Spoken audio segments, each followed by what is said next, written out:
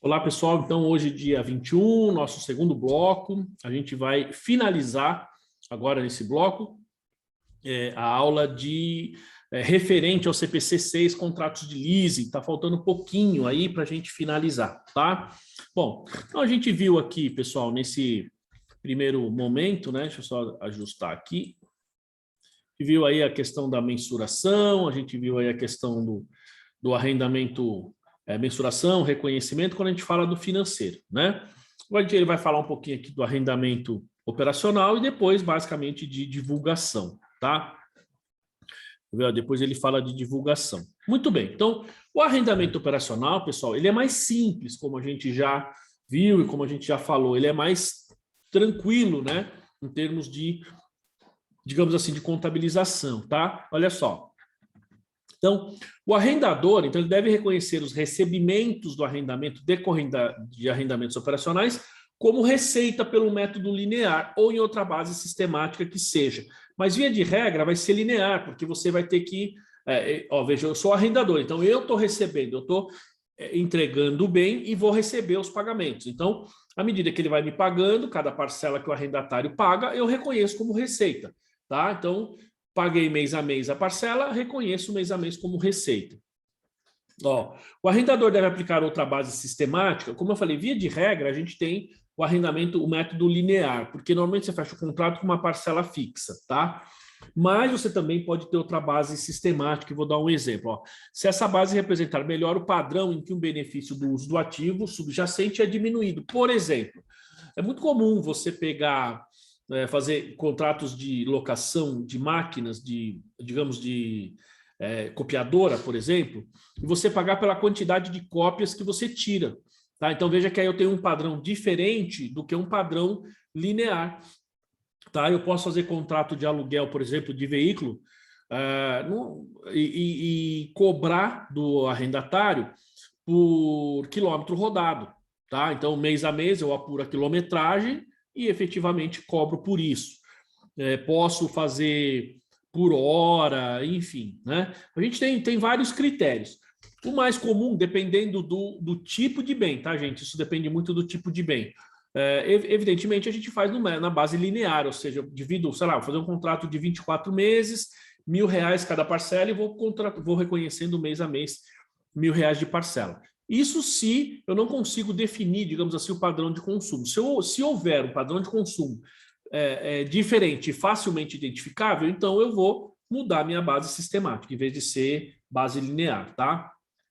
Bom, o arrendador ele deve reconhecer custos, né, os custos dos ativos que ele tiver, incluindo a depreciação, incorridos na receita de arrendamento como despesa. Então, o arrendador. Então, quando eu sou o arrendador, eu estou alugando esse bem, então eu, arrendador, o bem está no meu ativo, consequentemente, eu reconheço o custo de aquisição desse ativo e a depreciação, tá?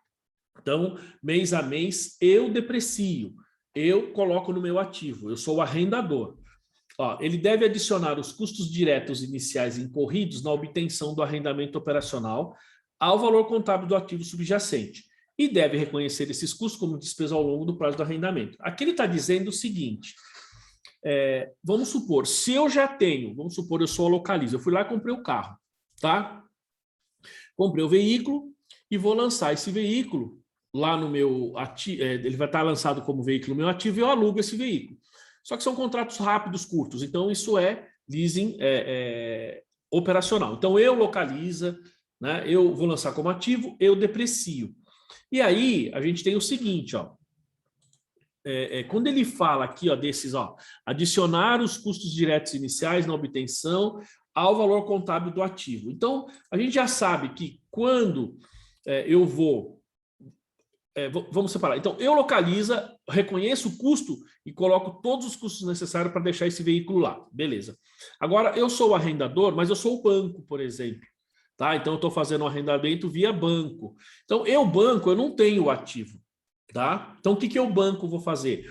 Eu vou ter que reconhecer lá aquele bem ou aquele direito que seja, considerando todos os custos que a gente tem, digamos, para adquirir aquele bem ou que eu possa fazer aquele contrato de arrendamento e aí reconhecer isso como o valor do ativo, tá?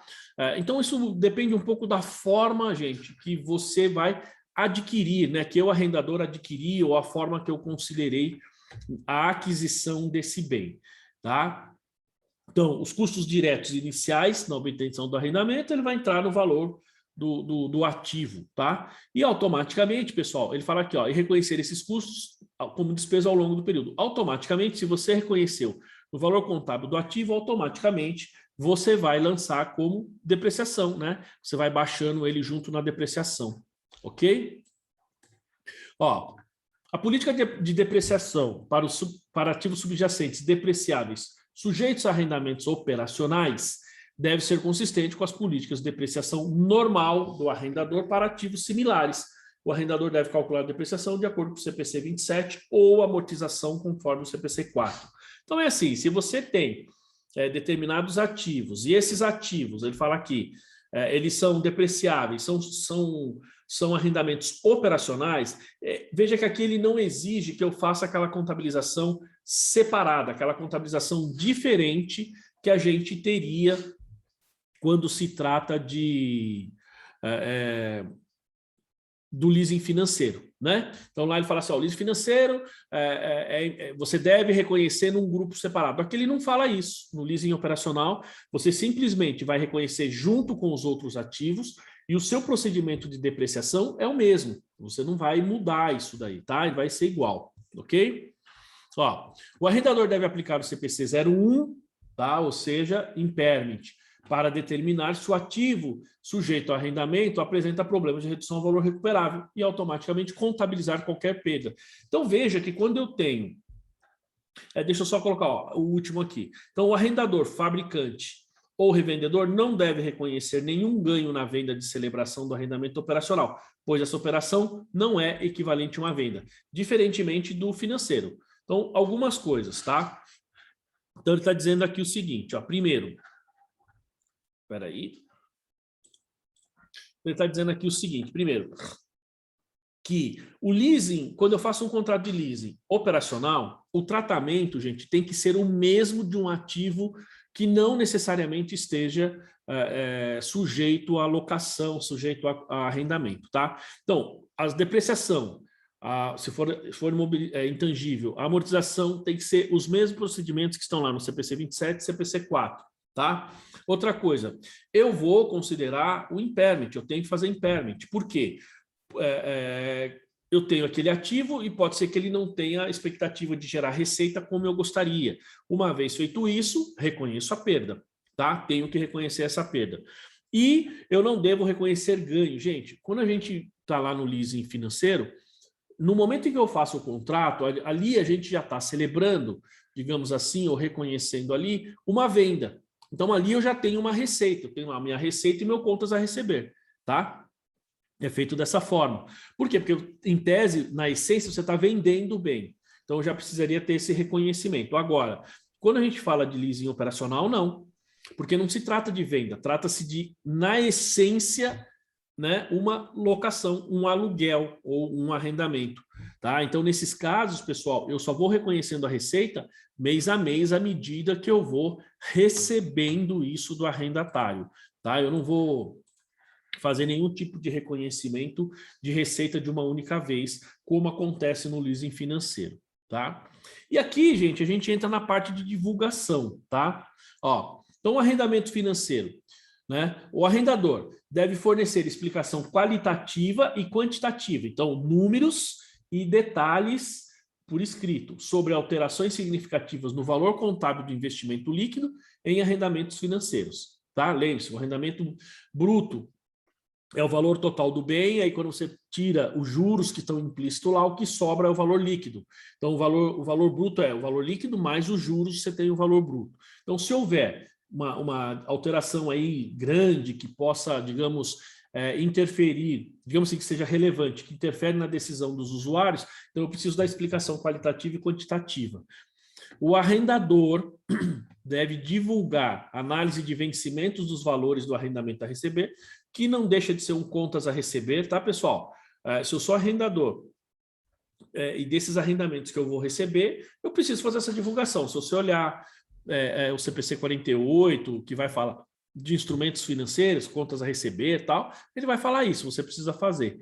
Mostrando os valores do arrendamento não descontados, ou seja, não trazidos a valor presente, a serem recebidos anualmente para cada um dos primeiros 5 anos no mínimo, e do total de valores para os anos remanescentes. Normalmente aqui a gente faz uma tabelinha, né? Então, valor a receber, leasing, primeiro ano, até 1 ano, até 2 anos, enfim, e assim sucessivamente, tá? Então, a gente monta uma tabelinha, automaticamente a gente apresenta esse detalhamento aqui que a norma exige, e aí o quadrinho digamos assim, ele está atrelado à quantitativa, a valores, e aí depois você explica, né, a qualitativa você explica esses valores todos que você tem a receber.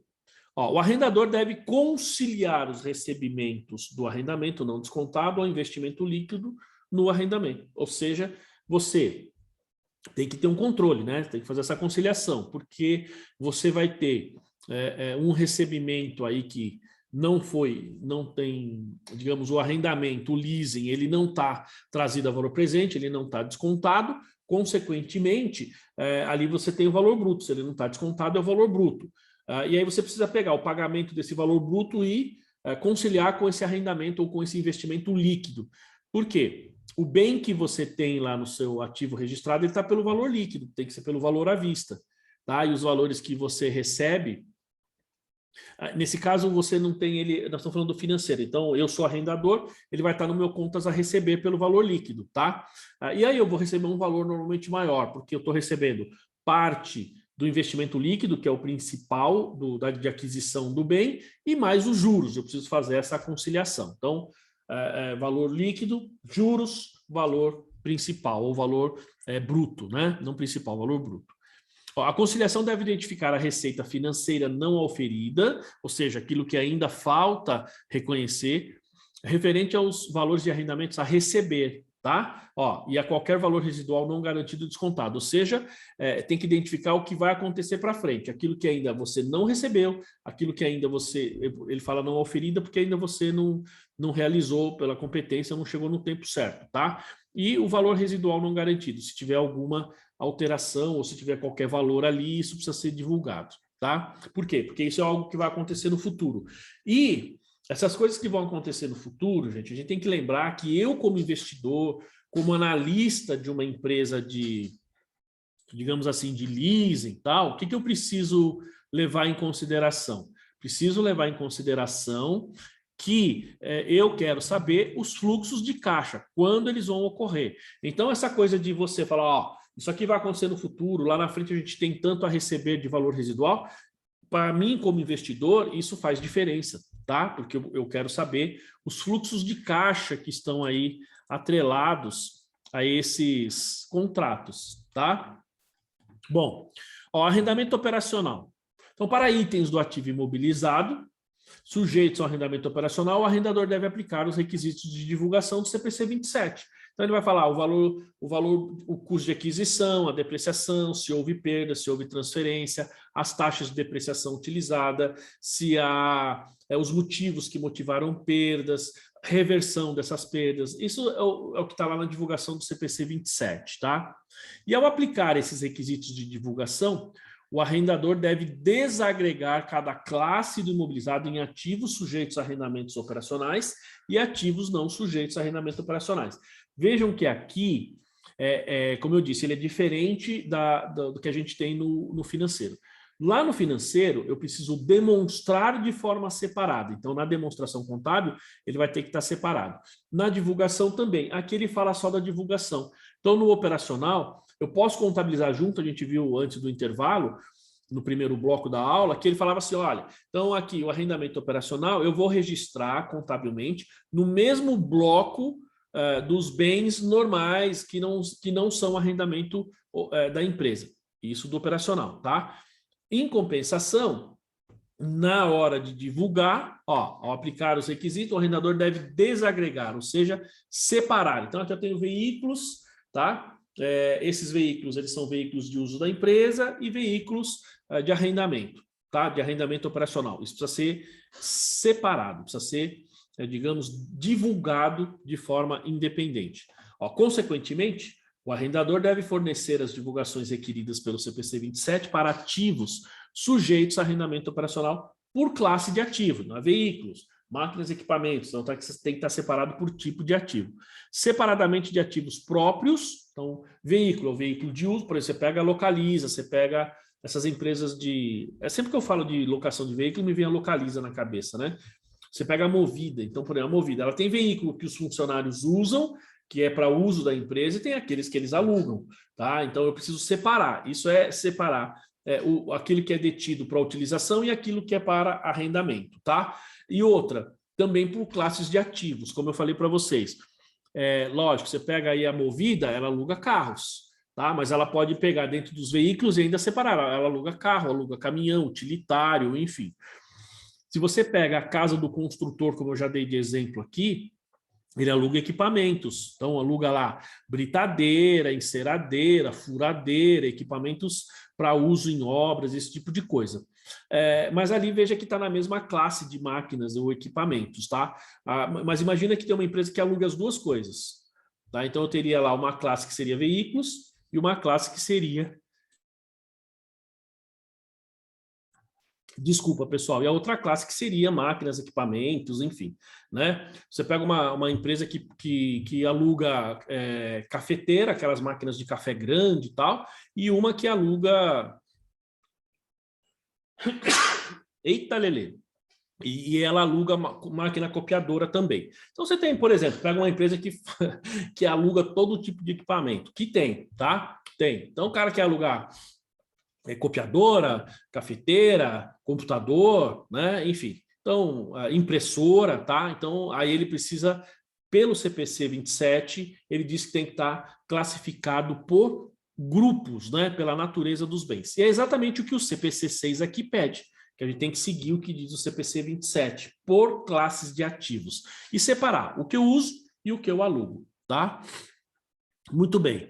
Pessoal, e por último, olha só, o arrendador deve aplicar os requisitos de divulgação especificados no CPC 01, então, os motivos que geraram para a perda, as bases que fez você ter a perda, reconhecer e a reversão se ocorreu.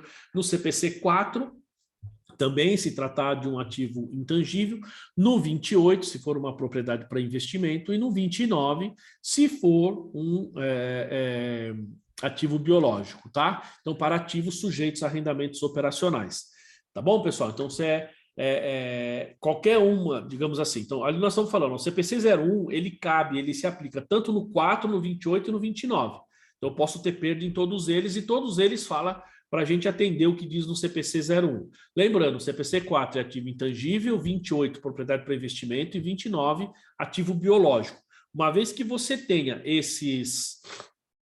essas normas, eu preciso ver os requisitos de perda, tá? E os requisitos mínimos de divulgação. Prazo, se teve perda, por que teve perda, qual o valor que eu estou reconhecendo aí, seja como investimento, como valor justo ou como depreciação, todos esses detalhes, tá? E mais, como se fosse um contas a receber, né? Ó, o arrendador deve divulgar a análise de vencimentos de recebimentos do arrendamento, mostrando os valores do arrendamento não descontado a serem recebidos anualmente para cada um dos primeiros 5 anos no mínimo. E o total dos valores para os anos remanescentes. De novo, aqui, pessoal, a finalidade é fazer com que a gente consiga, digamos assim, o tomador de decisão, ele consiga efetivamente identificar o fluxo de caixa. Então, vamos supor, se eu sou um investidor na empresa, é muito importante para esse investidor saber em que momento esses fluxos de caixa eles vão ocorrer, tá?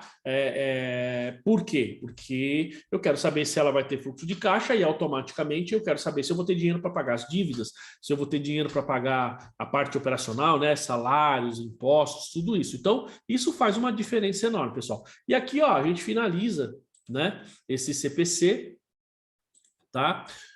Mas aí é o seguinte, gente, então, para a gente finalizar, né, pelo menos essa norma aí. Primeira coisa, viram, e foi até um comentário do Alex, e eu concordo, assina embaixo que o Alex falou, porque é uma norma complexa, não é uma norma tão simples de entender, não é uma norma fácil. Por que que não é uma norma fácil? Porque a gente precisa ler bem o contrato, entender e ver os detalhes, tá? Aqui a gente costuma falar que Deus se manifesta nos detalhes, né? E aqui a gente tem justamente esses detalhes. Uma vírgula, uma palavra, digamos assim, um prazo é que vai identificar se você está falando de um contrato de arrendamento operacional ou financeiro, tá? Eu acho que essa é a maior dificuldade que a gente tem normalmente nesse tipo de contrato. O registro em si, pessoal, se for operacional, é bastante simples. Eu sou o arrendador, eu vou lançar ele como ativo e mês a mês, vou depreciar normalmente e vou reconhecer a receita à medida que vou recebendo do arrendatário. Eu, arrendatário, vou reconhecer mês a mês despesa de aluguel daquele bem. Pronto, simples assim, tá? O operacional é muito fácil. O financeiro, como é que eu vou fazer? Eu, arrendador, vou lançar como contas a receber e receita. Por quê? Porque eu estou vendendo aquele bem. Tá? Então, se é um arrendamento financeiro, é porque eu estou vendendo. Então, eu reconheço a receita e o meu contas a receber. E a cada recebimento, eu vou baixando do meu contas a receber. Isso é arrendador. O arrendatário, ele vai pegar aquele bem e lançar como ativo imobilizado, certo? E vai lançar lá um passivo, porque ele vai ter que pagar aquilo ao longo do tempo. Então, eu, arrendatário, deprecio esse bem e dou baixa nos pagamentos mensais lá no meu passivo, tá certo? Bom, em termos de dedutibilidade, pessoal, nada aqui é dedutível, tá? Consequentemente, as receitas que forem geradas também não devem ser tributadas. Pelo seguinte, vamos pensar eu como arrendador. Então, olha, eu tenho um arrendamento financeiro. Então, o que que eu fiz? O meu arrendamento financeiro, eu vou pagando tributo à medida que efetivamente eu vou, digamos, recebendo esses valores, tá? Mas vejam que eu, arrendador, o bem pela Receita Federal, o bem é meu ainda. Então, ainda que não esteja lá no meu imobiliário, eu preciso fazer o cálculo e excluir esse valor da minha base de tributação. Por quê? Porque o arrendatário, ele vai lançar como mobilizado, ele vai depreciar, mas ele precisa adicionar. Então, ele não vai ter o benefício aí da depreciação. Por outro lado, o valor da parcela que eu pago, eu tiro os juros, tá? Os juros não é dedutível para fins de contabilização de leasing financeiro, mas eu tenho o valor do principal que eu estou pagando, tá? E ali a Receita Federal entende que é dedutível. Então, este valor eu preciso excluir, enquanto que a depreciação eu preciso adicionar. Basicamente, pessoal, esses são os cuidados que a gente tem que ter quando a gente fala de arrendamento mercantil, seja operacional ou seja financeiro. Vocês podem reparar que a maior parte do que a gente leu, viu, falou aqui nessa aula e na aula da semana anterior, na última aula, a gente falou sobre detalhes que tem no contrato para identificar se ele é contábil, se ele é financeiro, se ele é operacional. Então, pessoal, eu acho que essa é a parte mais difícil, né? Identificar se nós estamos falando de um contrato de leasing operacional ou um contrato de leasing financeiro, tá? Basicamente é isso, pessoal. E aí, dúvidas, certezas, comentários aí?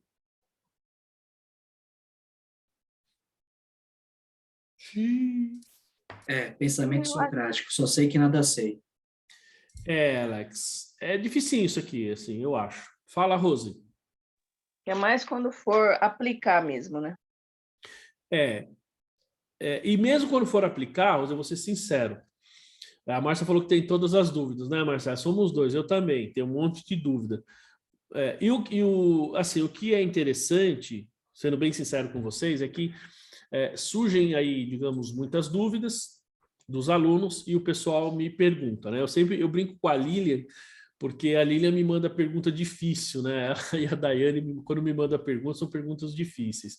E aí, assim, eu preciso, muitas vezes, estudar um pouco o caso para poder responder.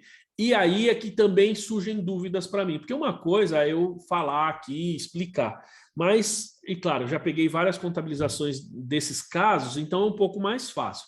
Diferente de quem nunca pegou, tá? Então, quem nunca pegou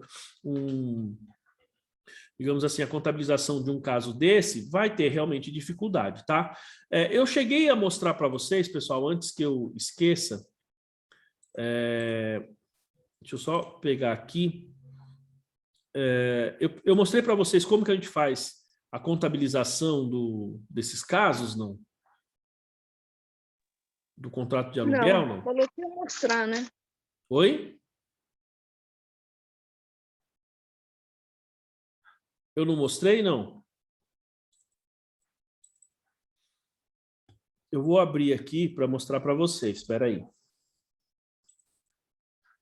Estou pegando aqui o material, tá?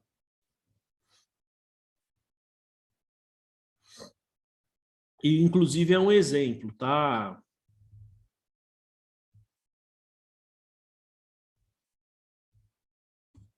Tá, então, vamos lá, espera aí.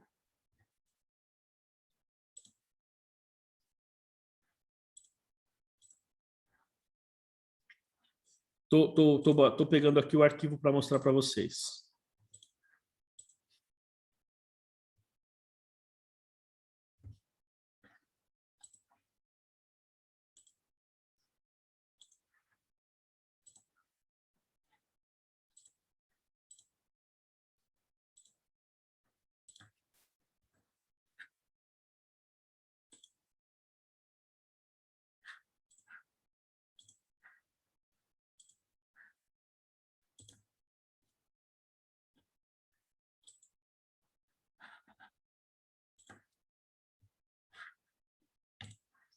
Só um minutinho.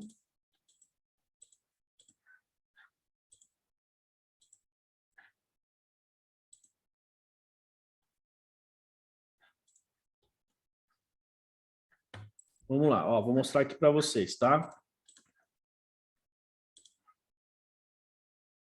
Opa, peraí.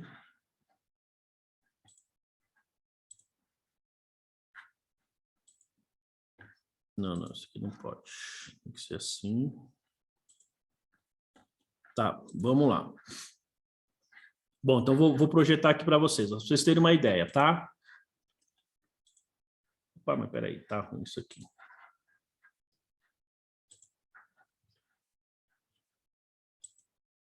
Isso, agora sim.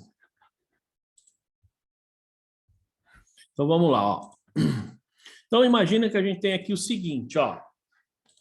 Vou colocar aqui no cantinho. Ó, então, a contabilização de um contrato de aluguel, tá?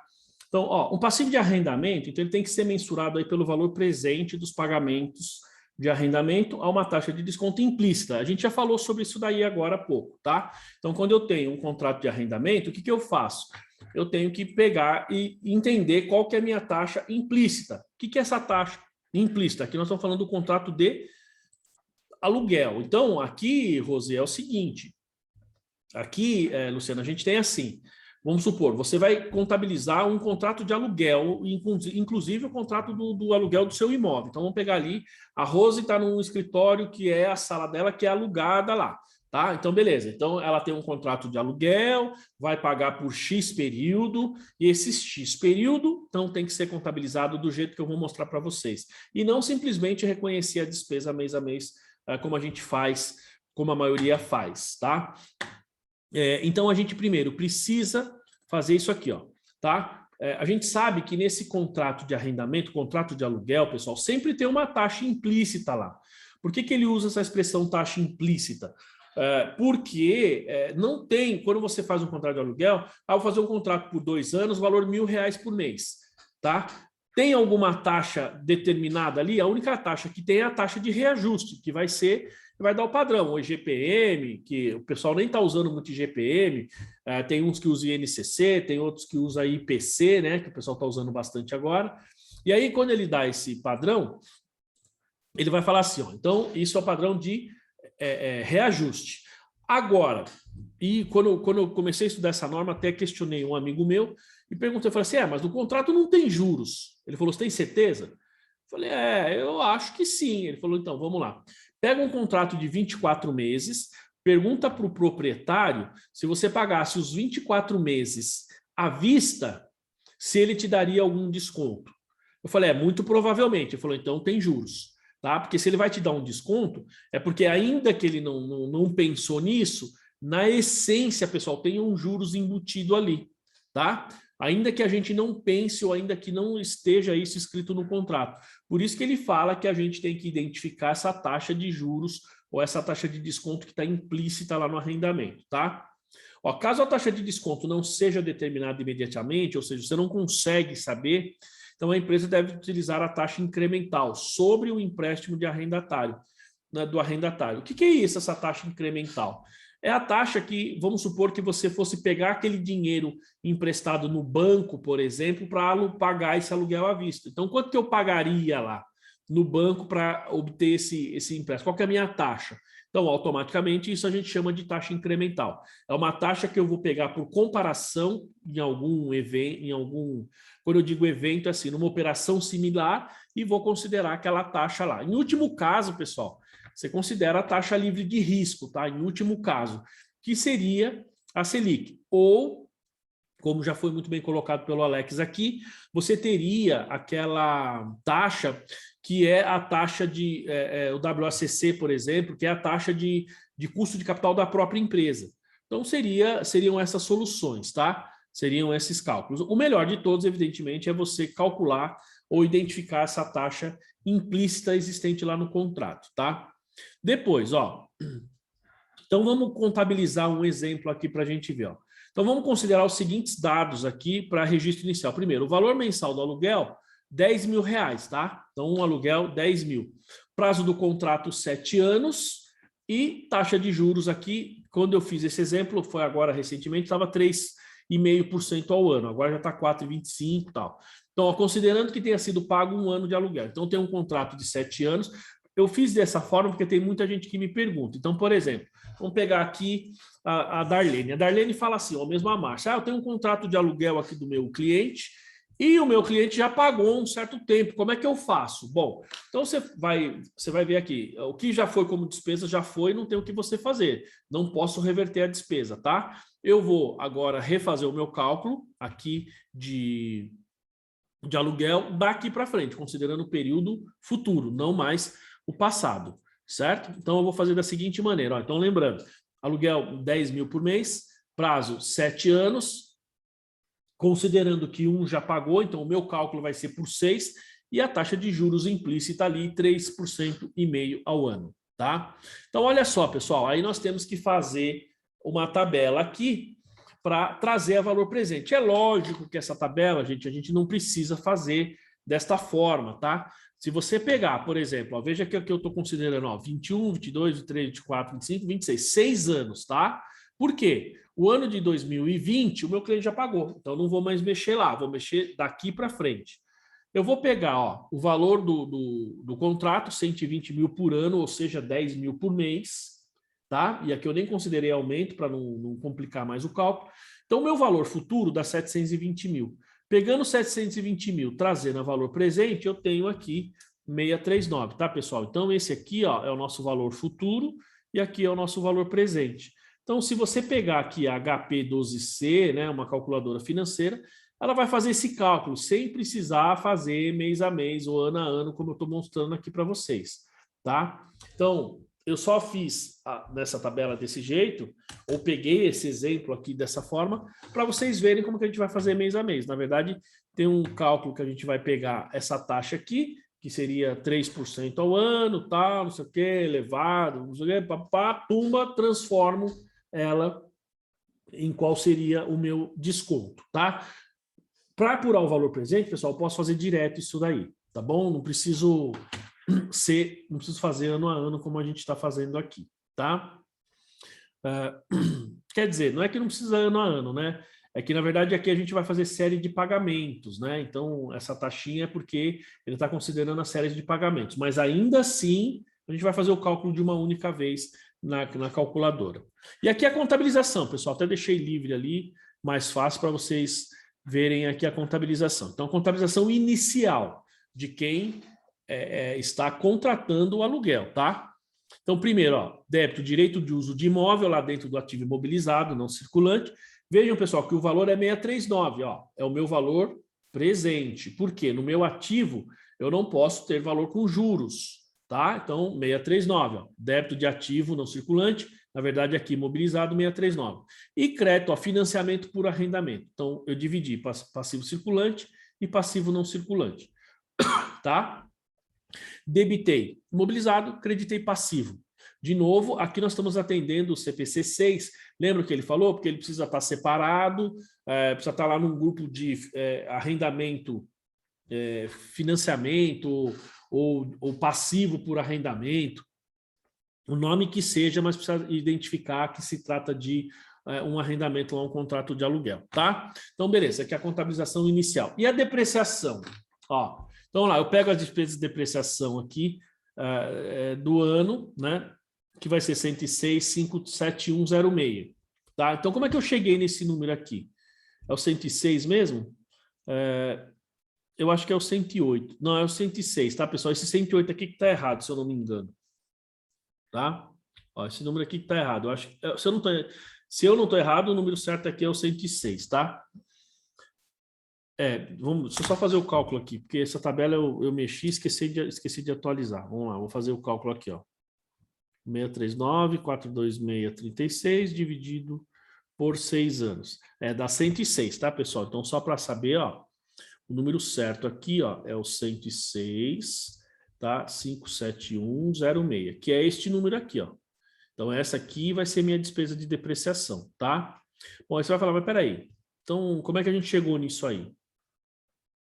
Bom, primeiro, pessoal, a gente chegou pegando o meu valor à vista e dividir por 6, ou seja, por 6 anos, tá? Então, se eu for contabilizar, por exemplo, por ano, claro que aqui eu estou fazendo uma contabilização, gente, digamos, geral, tá? Eu vou contabilizar por mês, eu tenho que pegar isso aqui e dividir por 12, tá? Então, quanto ficaria ali, ó?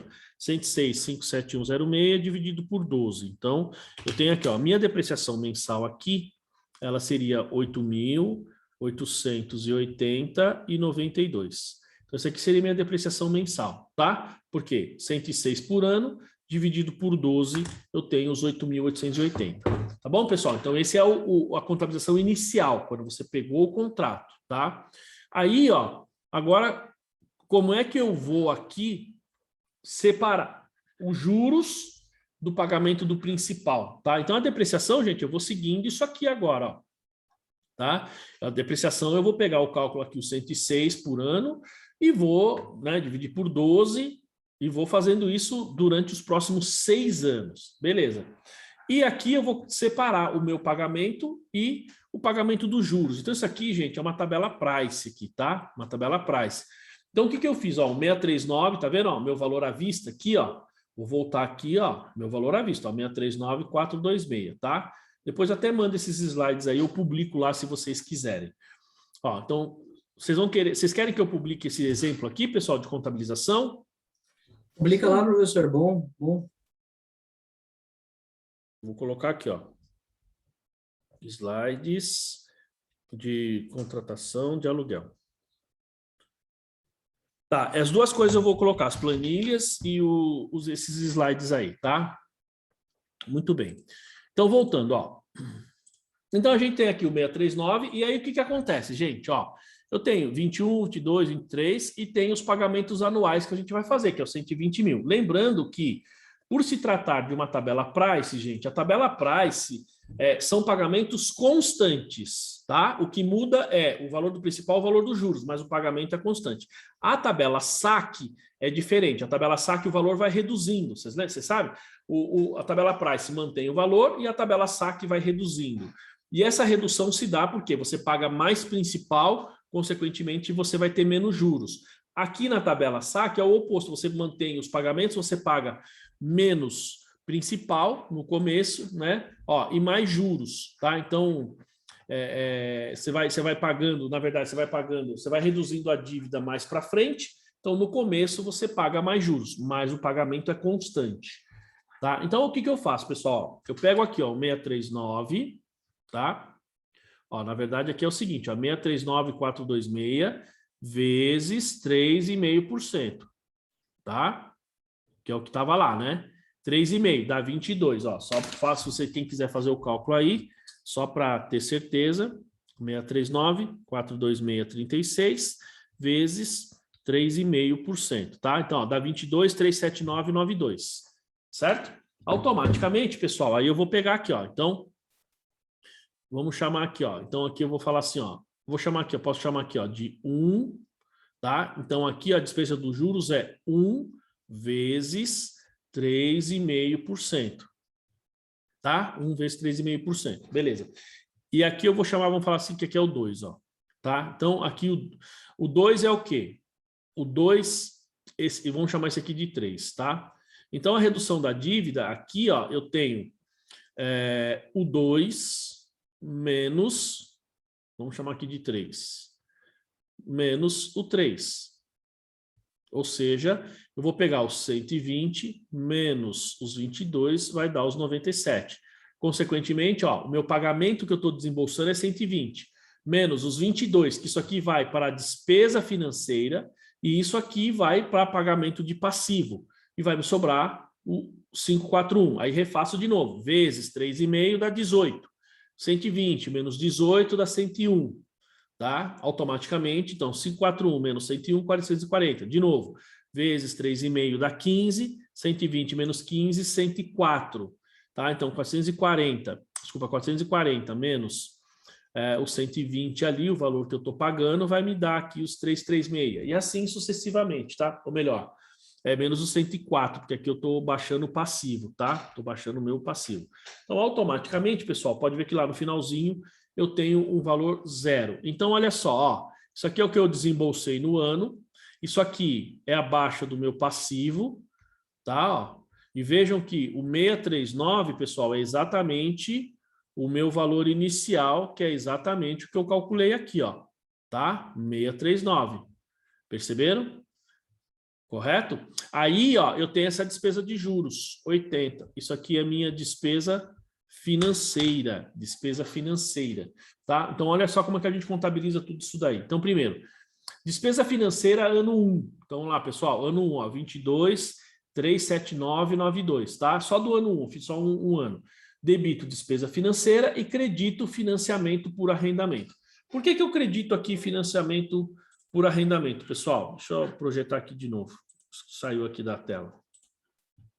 Por que eu credito financiamento por arrendamento? Ó, pelo seguinte, porque basicamente eu fiz o meu valor à vista, então eu debitei imobilizado e creditei passivo de arrendamento por 639. Ó, não foi o que eu fiz aqui atrás? Ó, 639, tá vendo? Ou seja, aqui eu não coloquei os 720 e uma conta redutora de 80 e tanto, que seriam os juros. Poderia fazer? Poderia fazer. Mas aqui essa contabilização está pelo líquido. Então, como é que eu faço para fazer o registro da despesa financeira? Debito despesa financeira, credito passivo de pagamento. Por quê? Porque aí o total do principal mais os juros vai me dar o valor do pagamento dos 120, tá? Então, por isso que eu credito financiamento por arrendamento. Opa, desculpa, não é aqui. É aqui, né? E automaticamente eu tenho a despesa financeira. Por quê? Porque veja que o pagamento eu estou fazendo cheio, certo? Então, debito financiamento por arrendamento 120, credito caixa banco 120. Esse é o lançamento aqui que a gente tem do contrato de aluguel, pessoal, tá? Então, vejam, primeiro, pego o valor do aluguel, o contrato total, trago a valor presente. Feito isso, eu tenho o meu valor presente, eu debito imobilizado, né, bens de direito de uso e credito contratos de leasing ali a pagar ou, como a gente falou, passivo de arrendamento. Beleza, pelo valor à vista. No passivo, eu posso até colocar os juros, mas eu tenho que colocar uma conta redutora. Posso fazer isso. Fechou. Aí, o pagamento. Eu vou creditar banco e vou debitar duas coisas. Se tiver junto, né, digamos assim, o valor cheio já, eu já tiro o valor, por exemplo, no caso aqui o 120, creditaria banco e debitaria passivo no valor de 120. Como eu tenho uma conta redutora, eu credito conta redutora e debito despesa financeira. Aí é como se você estivesse contabilizando um empréstimo normal, tá, pessoal? Se eu contabilizei só o principal, então eu preciso debitar despesa financeira, creditar passivo de arrendamento. Aí vai estar o valor cheio, aí a parcela entre principal e juros eu baixo, debito passivo de arrendamento e debito e credito caixa bancos, tá bom? No caso, ou no lado do ativo, eu tenho meu valor à vista e eu vou depreciar mês a mês, do jeito que a gente está acostumado. A diferença, pessoal, no lucro real, essa depreciação eu preciso adicionar, porque essa depreciação é indedutível. Por outro lado, lá no passivo, eu separei o que é juros e o que é parcela, tá certo? O valor que você está pagando, juros e principal. Quando você vai lá nos juros, tá? Olha só, vamos voltar aqui, ó. Vou projetar aqui para vocês de novo, ó. Embora não esteja em tela cheia, mas acho que vocês conseguem, vocês estão vendo a minha tela aqui, né, pessoal? Ó, então, por exemplo, essa despesa de juros aqui que vocês estão vendo, ela é indedutível.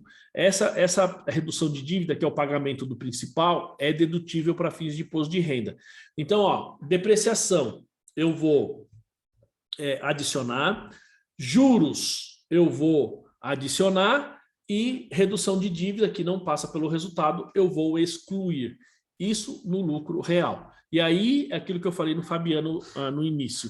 Preciso estar atento ou considerar tudo isso lá dentro do meu LALUR, porque é lá no LALUR que a gente vai fazer isso, tá?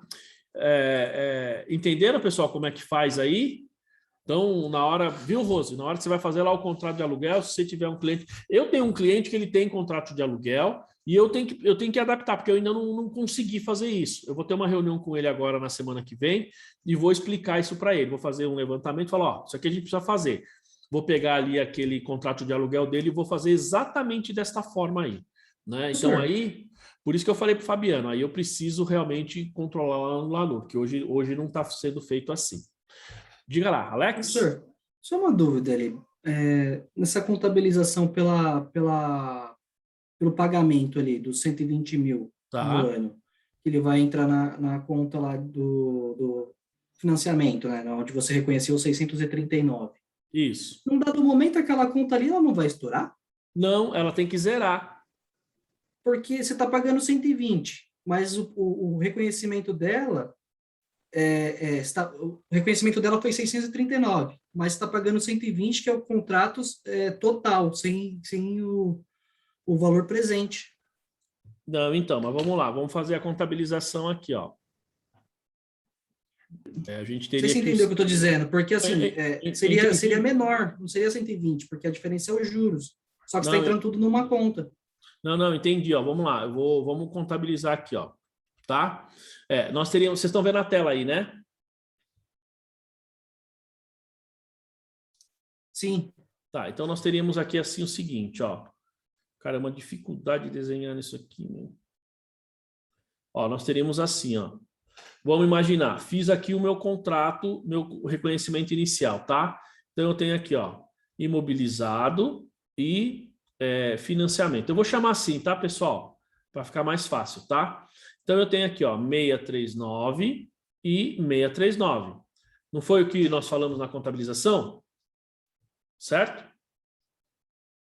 Sim. Certo. Agora vamos lá. Do 639 aqui, eu tenho depreciação acumulada e, vamos chamar aqui, ó, despesa de depreciação. Vamos fazer o processo completo. A minha despesa de depreciação nesse exemplo aqui, ela vai ser, nós falamos que seria 8 mil, né, aproximadamente, não é isso? Então eu tenho aqui, ó, depreciação acumulada 8, despesa de depreciação 8, certo? Para dar lá os tanto. Agora, o que o Alex está falando é a parte do passivo, né, Alex? Nós teríamos aqui o seguinte, ó. Isso. Primeiro, vamos falar que eu tenho bancos e eu estou pagando 120, não é? Isso. Certo? Só que aí, Alex, aqui é que está a pegadinha. Ó. Quanto que nós vamos pagar de juros? No primeiro ano, não é 22? Não lembro, mas acho que é. É 22, eu vou te mostrar aqui na tabela, só para vocês verem, ó. É 22, ó. Quer ver? Sim. Ó. Estão vendo aqui a tabela? Então, ó, no primeiro ano, ó, 22 de juros, tá vendo? E 97 de principal, tá? Então, eu vou colocar juros 23, não, vou colocar juros 22 e pagamento 97. A depreciação nesse caso é 106. Eu vou fazer o valor completo aqui, tá? Então, vamos lá, vou mudar o valor. Ó. Então, como nós estamos fazendo por ano, tá? Então, eu tenho a despesa de depreciação aqui, vai ser 106, depreciação acumulada 106. Fechou? E aí, Alex, ó, eu estou pagando aqui o banco 120. E aí eu tenho aqui, ó, aqui é que você está com dúvida, ó, despesa financeira. Nossa, eu falei que seria, deixa eu só ver aqui de novo, espera aí. 23, né? Vai ser 22. Então, a minha despesa financeira, ó, para não estourar, Alex, ó, aqui é não é o pulo do gato, mas aqui é exatamente o ponto da sua dúvida, ó. Debito despesa financeira 22 e credito financeiro, financiamento 22. Entendeu? E aí, ó, eu creditei banco 120, certo? Então, eu vou debitar aqui financiamento 120, porque, ó, é a parcela do ano e aqui tá sem juros, mas aqui eu incluí os juros, tá? Aí no outro ano vai acontecer da mesma forma, entendeu? Ah, tá. Porque aqui no reconhecimento a gente reconheceu ele livre de juros. Isso. Então, quando você fizer o pagamento ali, você tem que reconhecer os juros ali. Exato. Dentro dessa conta de dentro dessa conta da própria conta do financiamento? Isso, exatamente. Esse é um jeito. Sabe por que está gerando essa dúvida, Alex? Talvez os outros alunos não falaram nada, mas pode ter surgido essa dúvida também com os outros alunos. Por quê? Porque muito provavelmente as pessoas fizeram isso aqui, ó. Tá? Ó, juros, tá? Apropriar, nós temos lá 80. Vou colocar aqui 81. Se eu não estou enganado, 81 aqui vai dar, ó, financiamento 720 menos 81 vai dar 639. Entendeu? Então, normalmente é o que a gente faz, não é? Isso aqui? Mas aí, sinceramente, não tem nem como você fazer o reconhecimento desses juros no ano, porque você não sabe qual que vai ser a variação da Selic. Já começa por aí. Exato. Então, se a pessoa fez isso, para mim tá errado. Não, você pode até fazer, mas você vai estimar. Aqui, o grande problema, Alex, fazendo dessa forma, é o que você está falando. O que vai acontecer? Você pode ter uma variação nos juros aqui, e aí vai ficar mais complicado você reconhecer. Tá? Mas vamos supor que você tem parcelas fixas, por exemplo. Né? Você tem parcela fixa, que aí você não teria essa variação, por exemplo. Né? Aí, nesse caso, ó, como eu faria? Ó, eu vou pagar 120 e já vou debitar direto aqui 120. Ó.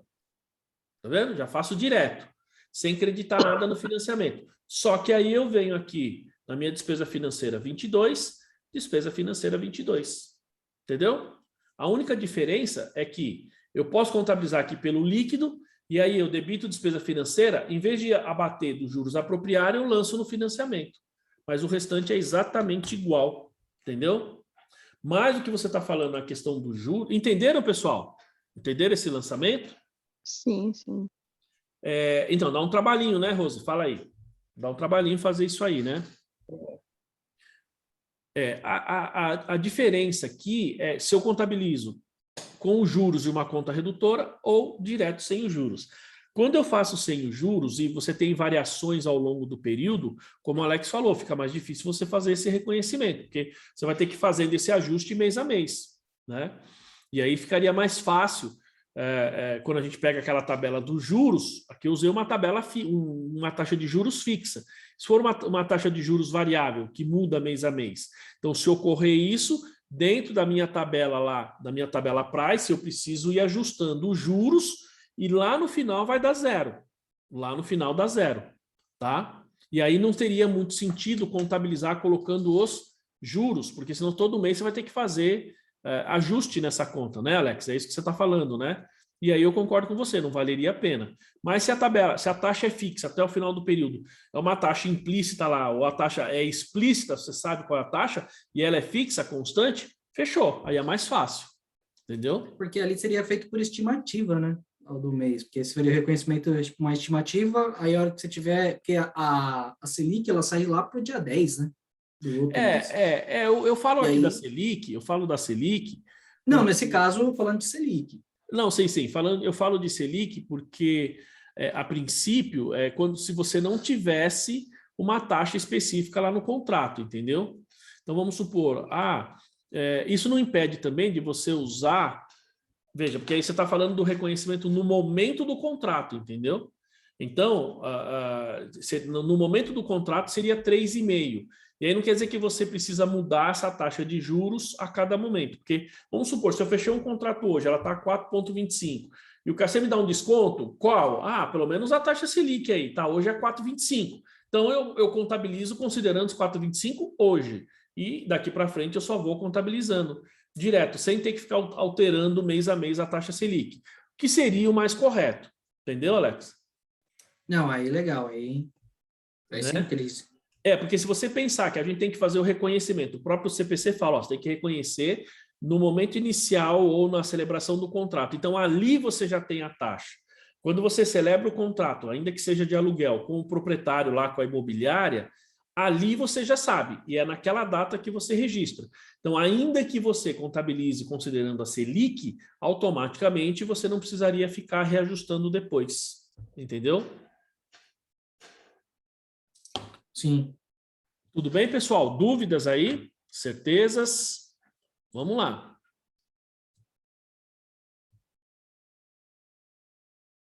Ninguém? Bom, pessoal, eu vou agora à tarde, então, vou trabalhar um pouquinho lá no site, colocar algumas coisas, ou se Deus quiser eu vou conseguir fazer isso, porque eu estou tão cansado que eu preciso descansar um pouquinho, e eu gosto disso aqui, então isso vai me ajudar bastante, né? Me ajuda a relaxar, por incrível que pareça. Eu vou colocar esse material lá para vocês, vou achar essa tabela do contrato de leasing, é bem legal essa tabela, essa planilha, porque dá para vocês mudarem os valores, pessoal, e os prazos, e você vai ter direitinho o valor. Ele basicamente vai fazer esse trabalho dessa planilha aqui, desse contabilização do contrato de aluguel, tá? Isso aqui vai estar lá no site, tá, gente? Lá no nosso curso, na disciplina lá de leasing, tá?